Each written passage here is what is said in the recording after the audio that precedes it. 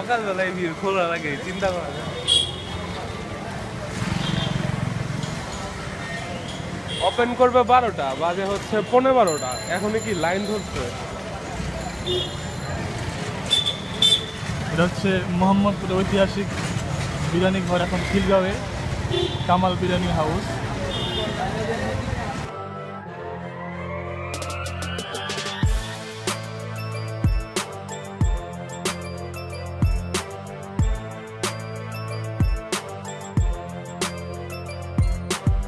বিসমিল্লাহির রহমানির রহিম। কি অবস্থা সবার? ফুড ফ্যাকাল্টির টিম আজকে এসেছে খিলগাঁয়ে। আমরা এখানে এসেছি কামাল বিরিয়ানি হাউসটা, তাদের যে বিরিয়ানি আছে সেটা টেস্ট করার জন্য। আমরা যেহেতু এই খিলগাঁও এরিয়ায় থাকি, তাই আমাদের পক্ষে মোহাম্মদপুরে জেনেভা ক্যাম্পে এত দূর যাওয়াটা খুব প্যারা মনে হয়েছে। লাস্ট 2-3 দিন যাবো, 2-3 দিন হয়েছে তারা এখানে তাদের সেকেন্ড যে শাখাটা সেটা ওপেন করেছে, আর সেটাই টেস্ট করার জন্য এসেছি আমরা এখানে। আমরা এখানে এসেছিলাম আজকে শুক্রবার, জুমার নামাজের আগে এসেছিলাম। অলমোস্ট 12টা থেকে তারা ওপেন করে, 12টার আগে আমরা এসেছি, কিন্তু তারপরে তারা বললো যে তারা নামাজের পরে ওপেন করবে। তো আমরা নামাজ শেষে আরও 1.5 থেকে 2 ঘন্টা ওয়েট করছি, এখনও তাদের বিরিয়ানি রাস্তায়।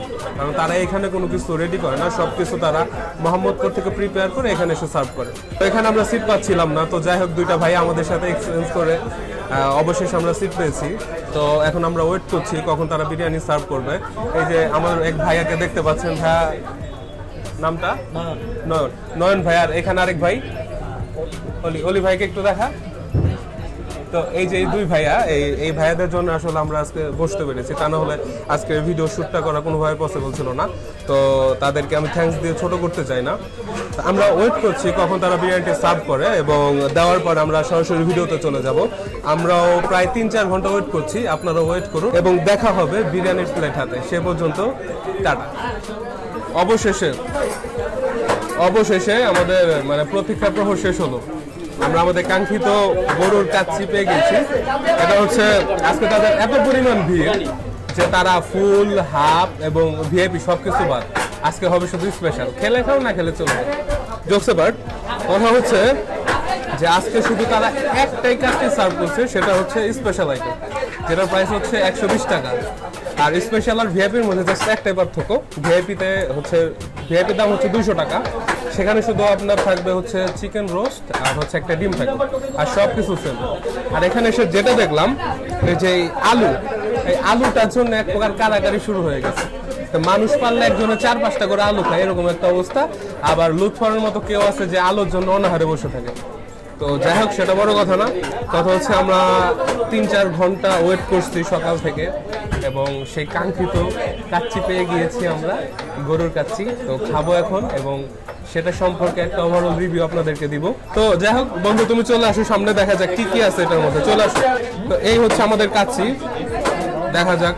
ও মাংস মাংস মাংস মাংস ভালো পরিমাণ মাংস আছে। তো যাই হোক, দেখতে খুবই আমি মনে হচ্ছে, তেলটাও খুব বেশি মনে হচ্ছে না। চালটা মানে বলবো না একদম খুব বেশি গলেছে বা একদম শক্ত রয়েছে, চালটা মিডিয়াম। মানে এরকম না হলে আসলে কাচ্চি ভালো লাগে না। সবকিছু মিলে আইটেমটা খুবই সুন্দর এবং খুবই সুস্বাদু মনে হচ্ছে। তো কথা বাড়াচ্ছি না, চলুন খাওয়া শুরু করে যাক। বসে পড়েছি কাচ্চি প্লেট হাতে, লুৎফর এখান থেকে ঢোক গিলছে, সেটা বড় কথা না। বড় কথা হচ্ছে অবশেষে কাচ্চি পেয়ে গেছি। তো বিসমিল্লাহ বলে শুরু করা যাক। সালাদ নেওয়া যাক একটু। ওইখান থেকে আবার তারা দিচ্ছে লুৎফর, মানে আর হচ্ছে কি নর্মালি হচ্ছে সব খাবার ওর ঠান্ডা খেতে হয়। আজকে এটা দেখে মানে ওর প্রচুর পরিমাণ ক্ষুধা লেগে গেছে, ওর এখন নিজে কন্ট্রোল করতে পারছে না, তাই আমাকে খুব তাড়া দিচ্ছে যে তাড়াতাড়ি শেষ কর। আমি আজকে সব থেকে লেট করে খাবো, এই যে আমি নিজে আজকে স্লো মোশন দিব।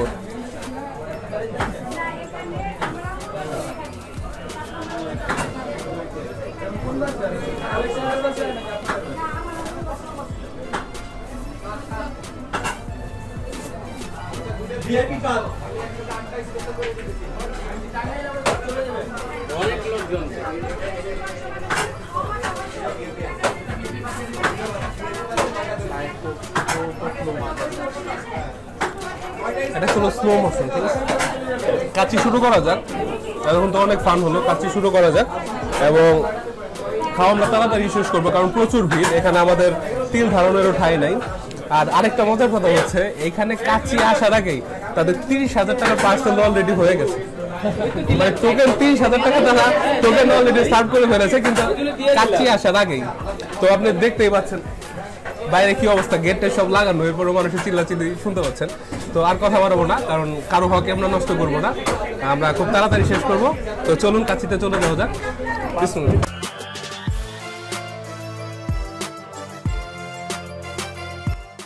এত ভিড় তো আর এমনিতেই হয়, কারণ এটা একটা জিনিস ভাই, মাল আছে বলে এটা এত মানুষ, এজন্য লাইন ধরে, এমনিতেই লাইন ধরে না। মুখে দেওয়ার সাথে সাথে মনে হচ্ছে স্পেশাল কিছু একটা গেছে আমার মুখে। সত্যি কথা বলতে এটা কোনো মানে হাজি বলেন, মুক্তা বলেন বা মামুন বলেন, আমি কারোর সাথে কম্পেয়ারে যাচ্ছি না।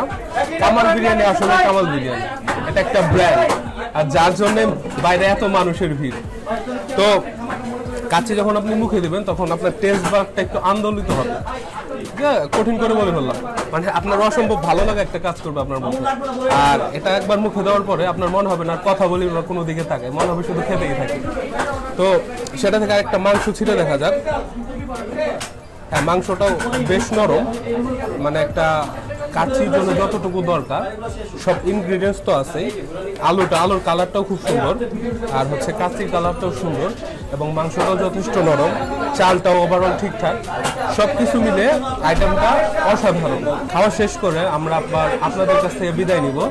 তো খাই আমরা, আপনারাও দেখুন, আবার খাওয়া শেষ করে আমরা রেটিংয়ে যাচ্ছি, তো সাথেই থাকুন।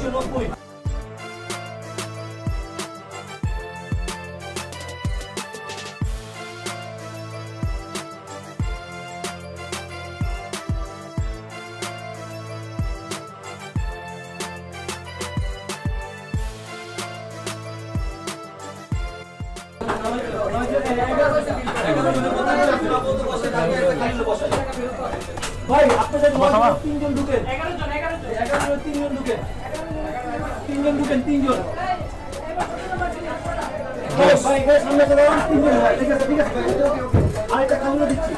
তো অবশেষে বের হলাম আমরা, সেই বহুল প্রতীক্ষিত কামাল বিরিয়ানি খেয়ে বের হয়েছি আমরা।